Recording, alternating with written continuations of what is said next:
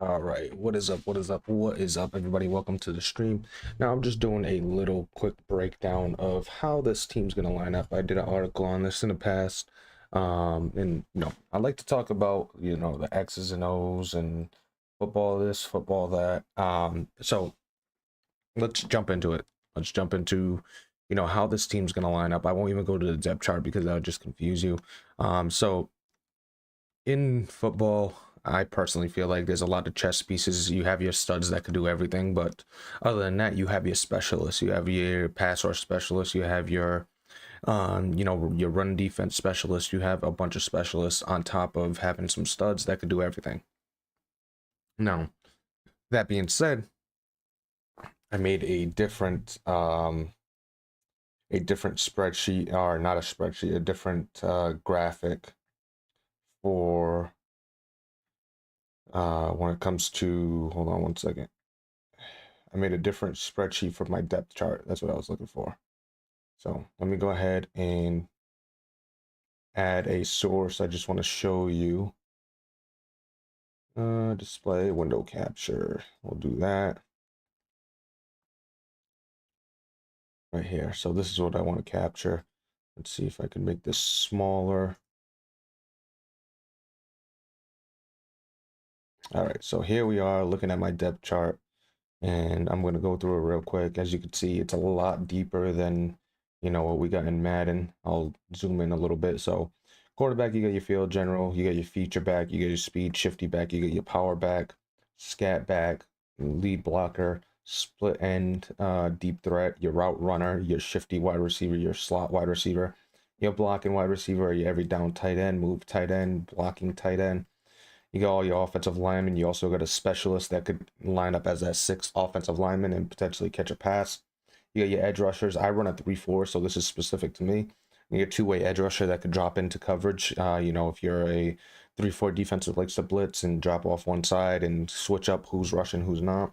It's kind of important to have a two-way edge rusher. You got your edge setter. You're playing a run heavy team. You guys that play better in the run game. You got your speed rusher, your power rusher. You get your stud DT. That's somebody that could do everything: pass rush, run, stuff the run, all that good stuff. You got your nose tackle. That's usually a big body. I usually like somebody 325 plus, 320 plus, 6'3", something like that. Just your Vince Wilfork type. You got your balance three tech. That's somebody that can rush the passer and also you know stop the run. So that's playing in the end position on a 3-4. You got your speed rusher, you got your power rusher, you got your stud linebacker, you got your field general. The stud is what a stud is. Just to break that down, a stud is somebody that could do everything, like I said before. So if you see stud, that's what that means. You got your field general linebacker who could do a lot of different things. It's kind of similar to a stud, I would say, with the field general. I guess stud would be, field general is kind of similar. You could stop the run and play the pass. I guess a stud would be even another level, a level of field general. You get your thumper, straight run support, your pass coverage specialist, your spy, somebody fast that could, watch a quarterback. You get your stud corner that could line up inside, outside, doesn't matter. Outside corner, the guys that strictly play on the outside, not going to be able to handle shifty wide receivers. Your run support corner, that's if you're playing a corner in a slot and you're playing a run heavy team, and you have a corner that you want to line up in that slot that could also play some man coverage better than a safety, but also could be able to guard against the run. You get your slot corner, Marcus Jones, who I have, very shifty, could stay with zigs, could stay with quick outs, could stay with quick slants, things like that. You get your stud safety that could do everything. Then you get your deep zone safety, your center fielder, your box safety, and your coverage safety. So that's how I broken up, my depth chart. That's how I like to look at it. So now looking at the team. So basically, quarterback is who the quarterback is, Drake May.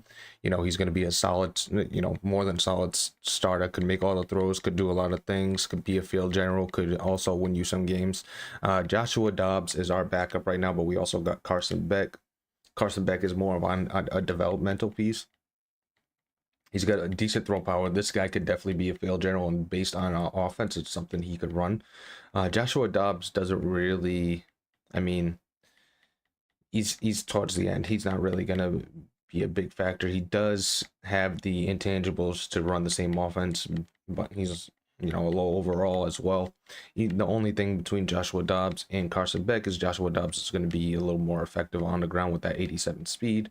So if we do have some QB runs in there, Joshua Dobbs fits a little bit more, but Carson Beck would be a limited, just a pocket passer and a field general. Take a look at the running back. We don't have a premier back. Travion Henderson is more speed, and I'm going to convert him into a third down back. The thing is, his injury is 82, his toughness is 83, stamina 86. I don't think that screams feature back. 5'10", 202. All that doesn't scream feature back to me. So he's not our feature back. We don't have one right now. You got Najee Harris, who is our power back, or one of our power backs. Antonio Gibson, who's a great receiving back and also could be that power back given his size. You got Ramondre Stevenson, who is a straight power back, not fast, so we'll get in the hole and run inside. And then you got Michael Carter, who is a not speed back, but a shifty back for us.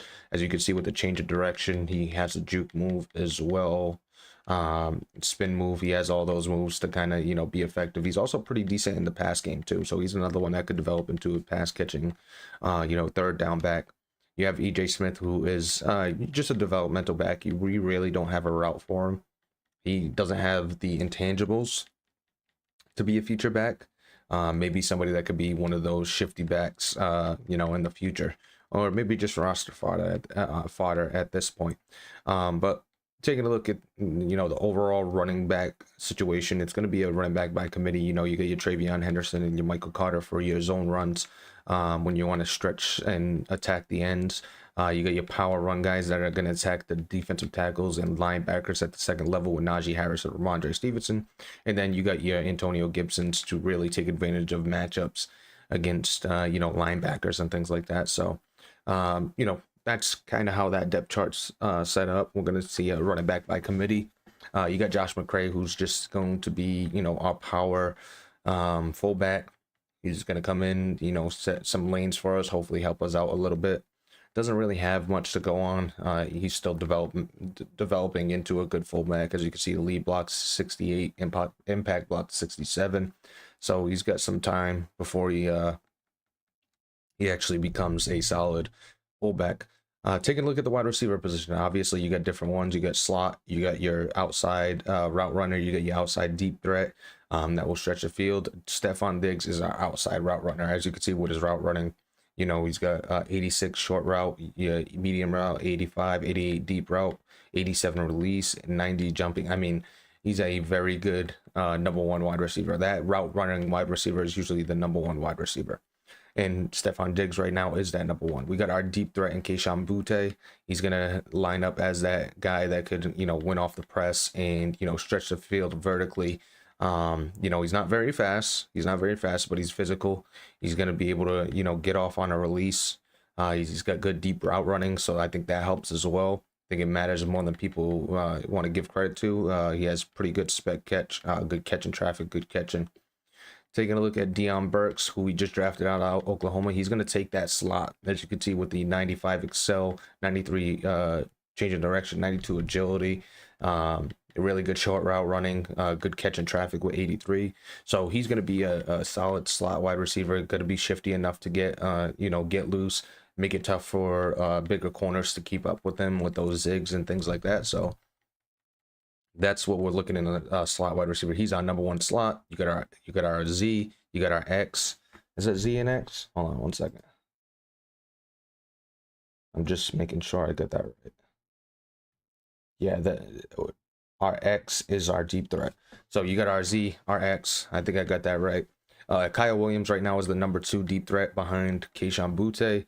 You got Demario Douglas, who is the number 2 option in that slot. Noah Brown is our blocking specialist. So basically, he's coming in when we're running heavy and we're running tight sets.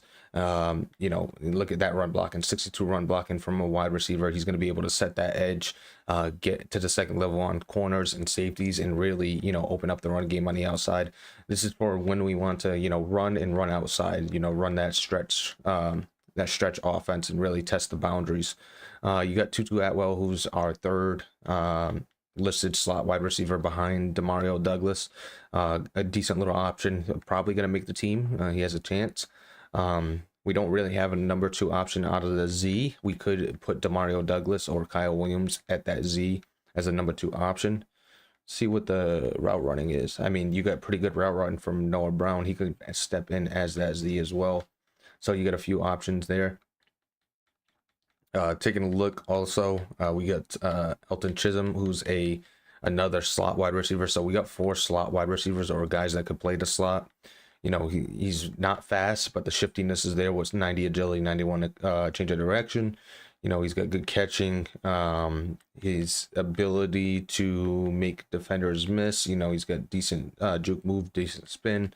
You got Squirrel White, who's also another slot guy at 5'10", 178. Doesn't really have the route running to be a Z. I mean, we could develop him in that way.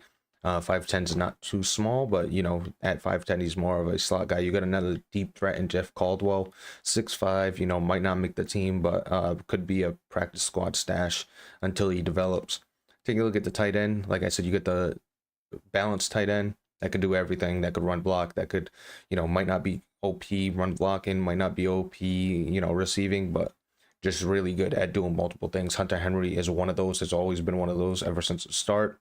You know, got the speed, got the ability to catch, and got the ability to run routes. And then he's also got the ability to block in the run game, as you can see with the 66 block. And we also got Oscar Delp out of the draft, another guy that's similar to, you know, Hunter Henry, actually just 5 pounds lighter than Hunter Henry. Everything else is roughly the same, obviously in a developmental form.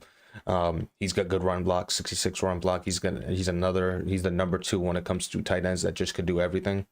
You got Max Clare, who we brought in, who will be another guy like Henry and Delp, you know, somebody that could just do everything. He's a little less developed, 57 run block, so you know, that's not something you want. He could also play a move tight end if we really wanted to, with that 78 change of direction, pretty good agility, not super fast, but you know, got enough wiggle to him to kind of play that move tight end. Now, what is a move tight end? A move tight end, think Aaron Hernandez, think Jonnu Smith, think those guys that are not necessarily good blockers, more receivers, just big body receivers that could go outside, stay inside, and create havoc for our defense.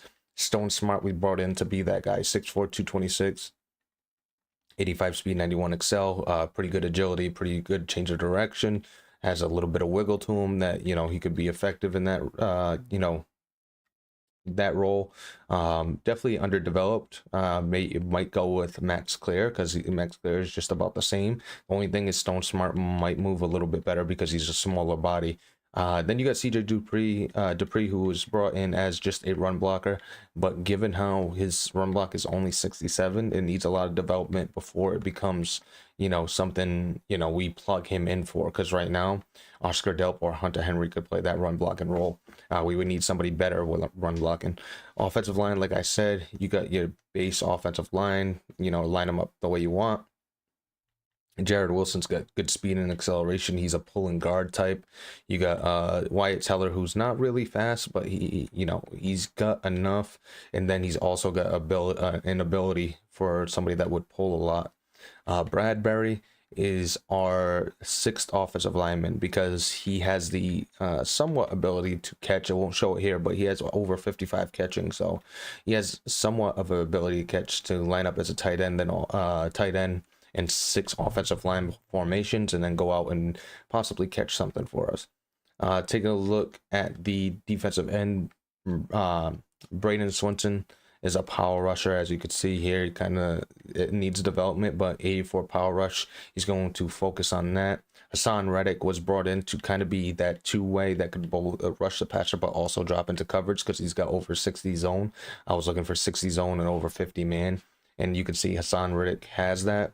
You got Clayton Smith, who's more of a developmental piece, you know, finesse speed rusher. He could also develop into a two-way or edge setter, somebody that could also, rush the passer, but more so play the run. Harold Landry, good edge setter, doesn't have great finesse move, 81 finesse move, 81 block shed. I think the block shed is pretty good for a defensive end. So he's going to be our edge setter along with Fernie Jennings. And the good thing about Fernie Jennings is also he could play coverage. As you can see with the 61 zone and 54 man, Harold Landry's not that far off, but not as good as Fernie Jennings or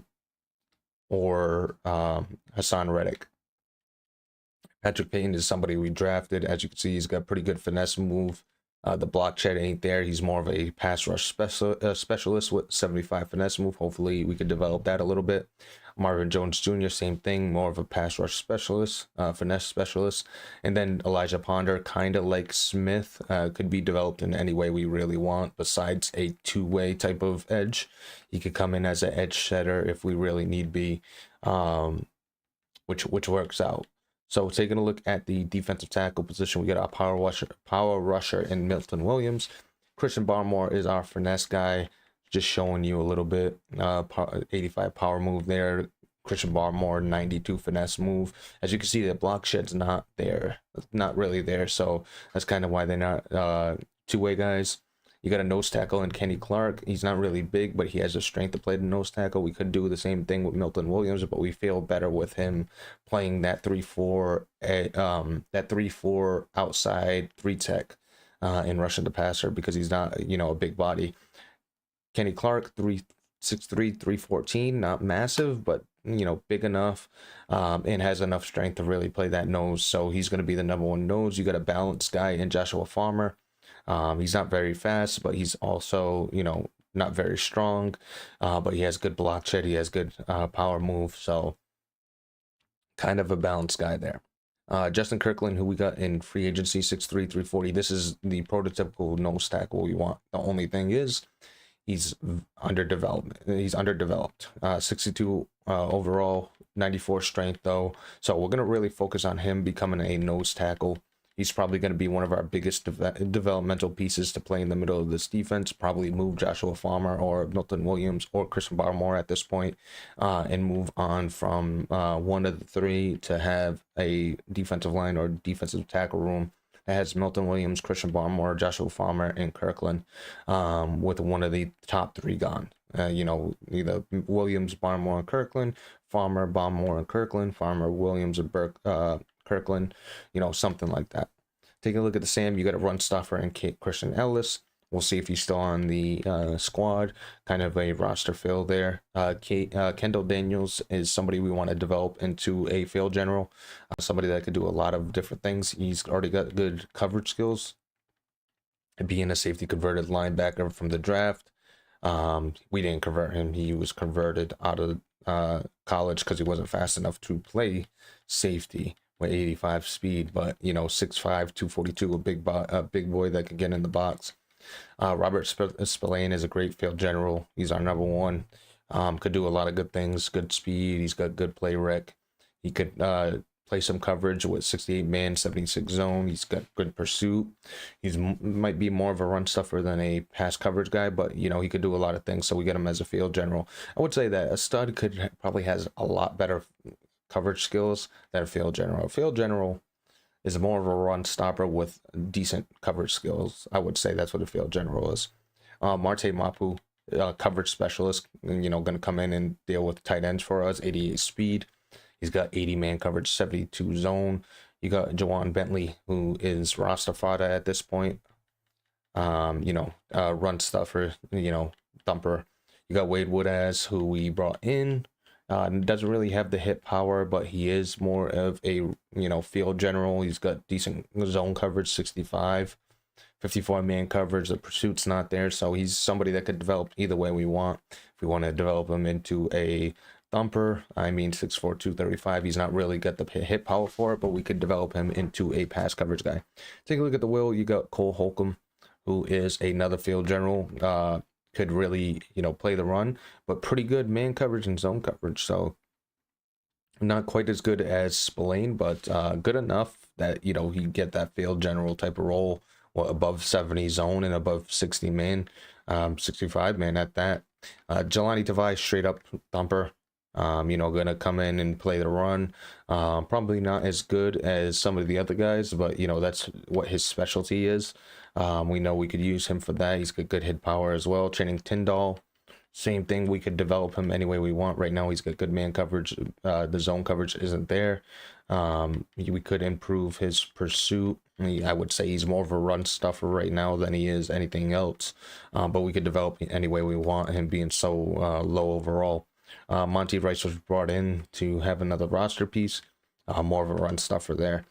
Taking a look at the cornerback room, you got our stud in Christian Gonzalez. You got Marcus Jones, who's our slot. Carlton Davis is our outside corner. Witherspoon was brought in to be that safety tight end man guy, that man coverage on that tight end. The tight end blanket or whatever you want, that coverage specialist out of safety. 6'2", 195 could cover tight ends, 89, 88 speed, 89 excel, not really fast enough to deal with the athleticism in the league now. But if you get a slower, big body wide receiver, he's somebody that could deal with it, being 6'2". Miles Battle has a little bit more speed, so he's going to develop into another outside corner. Hopefully take the place of Carlton Davis when Davis goes. Definitely has a lot of developing to do, though. Marcel Style, another outside corner, a little more of a developmental piece than Battle. And then Jonquiz Hardaway was drafted, the same thing, to be that tight end guy, tight end coverage specialist, big body guy to, go out there and cover like the Drake Londons and things like that. Not necessarily fast, but has the body and the strength to match up for the most part. Taking a look at the safety position, you got a Jalen Hawkins, who kind of could do both, could play zone coverage and also run support. With above 80 zone coverage, but we use him for run support. He's going to be our run support guy, our box safety. He's got good hit power, good pursuit. Could definitely develop him even more in that. Brandon Schooler is just another roster piece. Robert Spears Jennings was a draft pick, a box safety.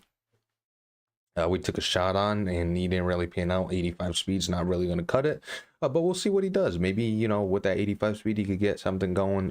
He doesn't have the hit power, though. The 70 hit power is not the best, but, he could still be a good tackler, a sound tackler there. Craig Woodson is our free safety, our deep center field safety. Gonna focus on his zone coverage and really develop that. He's still under development. At a 82 overall. As you can see, he's got good speed, though, could play sideline to sideline. Donovan Wilson was brought in to be that box safety as well. He's got good hit power, he's got okay pursuit. That could definitely get improved. He doesn't have the zone coverage or the man coverage, so really that in the box safety specialist. Del Pettis is a roster fodder, developmental piece. Could develop him into a box safety, but at this point, not really. Jonathan Abrams, same thing, box safety. So we got one deep center fielder. We got a couple box safeties. We got Jalen Hawkins, who could do, either or. We could try to develop Schooler into a deep center field safety, but at 29, there's really no point. But that's just, how the, team's going to work, how the depth chart works. And basically what it is, we go week to week, identifying matchups. Let's go talk about the Lions. Let's talk about the Lions real quick. It's a little bit ways away, but let's talk about them. So Jared Goff, a good throw of the football, but not going to get outside. We don't have to worry about containing him. He might run some PA boots, but still not too worried about it. Just a good in the pocket passing quarterback. Probably going to be the starter. He's got Diego Paiva behind him. You got Jahmyr Gibbs, who's very fast, so you could expect him to test the edges. So we're gonna want a good run defense out there. We're gonna want good run defense. We want to make sure that we can get off the blocks. So high block shed is gonna be a must. Also, with that being said, not really worried about running up the middle, but that second level, having linebackers that could chase and get to him. You're gonna want somebody like Cole Holcomb and Robert Spillane, maybe even if this might be a game for Channing Tyndall, just because he's faster and could get to Jahmyr Gibbs a little bit faster than somebody like Spillane or Holcomb. This also could be a game specific situation where we're running a lot of nickel and things like that, calling cover three, and we're focusing on taking away Jahmyr Gibbs outside, and we get a safety with some speed that could play up and a run, on top of a good run defense slot corner like Marcus Jones. Wide receivers, you got Amon-Ra St. Brown, good route runner. Do we put our number one corner on him or our number two? Because you got Jamison Williams, who's a burner, but we also have a corner in Christian Gonzalez, who's a burner. So gonna be fun to see how we match up there. Might have to call a lot of zone coverage. He's got Chris Brazel, who I was looking at. I was potentially thinking about bringing him in, a big body wide receiver. But overall, when it comes to the Amon-Ra St. Brown and Jamison Williams, you've got a really good offense. There's a lot of stuff to worry about with this team, because after you go there, we talked about having our run support safety. You got Sam Laporta. Right now it says he's injured. I don't know if he'll be ready. If he's not, that changes the whole game for us. We don't have to worry about having a coverage guy to deal with him. We could just play our in the box safety and let our run defense do its thing. Him being really dependent on the run, it probably tells us to just use our in the box safety and have that guy close to the line of scrimmage. You got Taylor Decker, who is a solid left tackle. Take a look at his pass block power, pass block finesse. We don't really got anybody that could beat him, so having an edge setter is probably more beneficial than trying to have a pass rush specialist. Pasing on passing downs, we'll give it a shot, but other than that, we don't need to. Taking a look inside, this is where we could probably get some pass rush. Glasnow 74 pass block finesse lines up with Christian Barmore, or if he goes with Mahogany here, still not a good enough pass blocking and pass block finesse. He's got Miles Frazier, who will struggle against any nose tackle. This is somewhere where we could probably just have our balanced nose tackle and Joshua Farmer kind of rush the passer, but also play to run. We definitely want a bigger body though there in the center. He's got Tate Ratledge. He's a solid piece, 79 overall. Pass block power 79, pass block finesse 75. So you could see our other three tech and Milton Williams taking advantage of Rutledge. So we could actually go either or on either side. Both of the guards are kind of the same, so we don't have to really match specific. And then Sewell, you're not really going to get around. So I could see this being a big game for Fernie Jennings and Harold Landry. Our run stuffing guys, our edge setters, because we're not going to be able to rush the passer too much. If we got a third and long and we know they're going to pass, then we bring them out. But we're not going to be able to. We're going to just try to get our pressure within the middle, and those guys on the edge are just going to be there to set it. Aiden Hutchinson, going to have to worry about him. Have our pass block and tight end stay on the line. So let's take a look. Do we have anybody for Aiden Hutchinson when it comes to tight ends? So take a look at the pass block. Hunter Henry could help. CJ Dupree could help. Oscar Delp can help. They could help a little bit, but it might be safer just to shift two offensive linemen his way and, try to stop him that way, because he's just that good. Take a look at the right edge. He's got nobody right now. Actually, no, there it is. Danny Dennis Sutton, who is a draft pick, 71 overall, not really somebody we have to worry about. So that helps us a little bit. We could shade help that way and just ID that side. And, if we get a tight end on that side or whatever, a running back, I think a running back could buy us enough time against this guy who doesn't seem like he's very effective. So that works out. Take a look at the defensive tackle. He's got a pretty good pass rush inside with Ali McNeil, who could do kind of both. This is one of those defensive tackles that he could actually be a nose tackle, but he's got good power move, good block shed, so he's a very balanced defensive tackle. Same thing with Talik Williams. He's a 91 strength. He's also 6'3", 329. He's a big body, good block shed. Doesn't have the pass rush move, so he is more of a nose tackle. Still under development. 77 overall, but he's that nose tackle. This is what you want in a nose tackle. Big body, very is strong, not super strong, but strong enough. You look for 90 plus.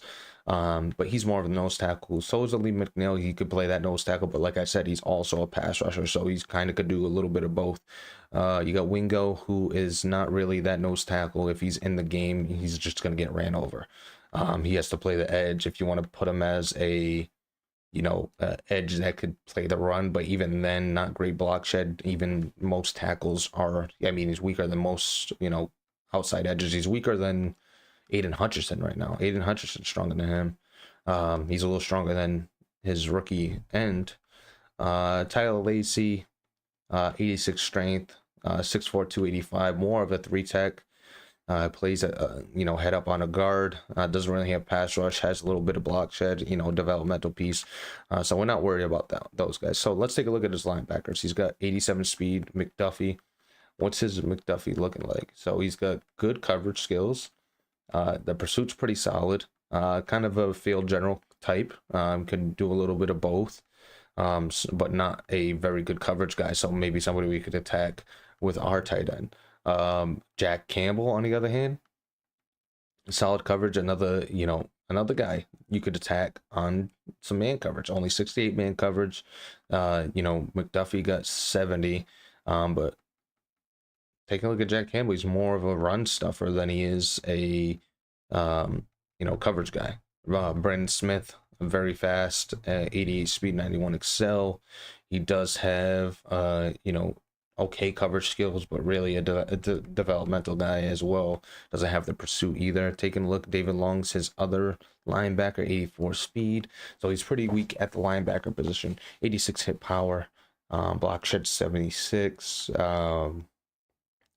The pursuit's 86, so that's pretty good. Can't cover a lick.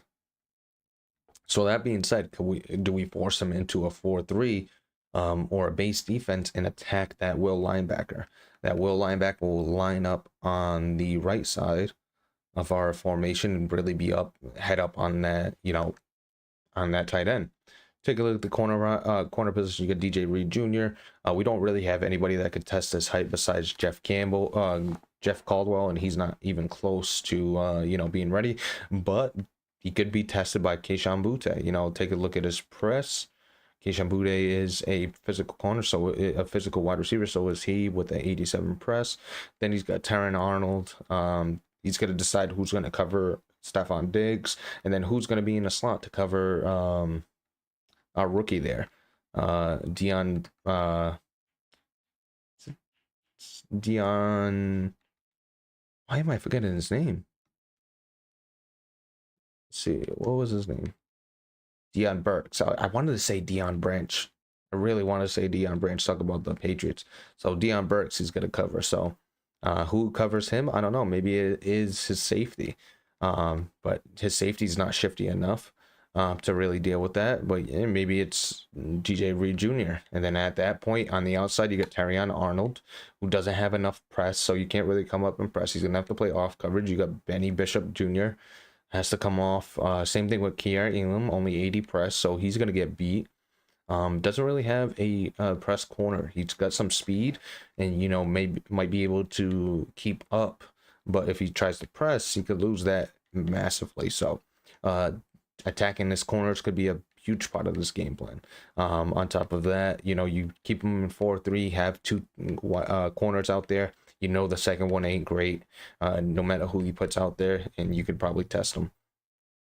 Safety has two studs at safety. Kirby Joseph could play zone coverage, could come up and make a play. The pursuit's there. The hit power's not there, but the tackle and the pursuit, more of a zone coverage safety, but a stud that could do it all. Brian Branch, a stud that could do it all. More of a run stuffing guy, but he does have good zone and good man coverage. Could play one-on-one with a tight end. Not big enough though, but could still get job done for the most part. So just kind of going through the depth chart and what it will look like, and then we'll probably do this week to week, and then go into how we're gonna match up and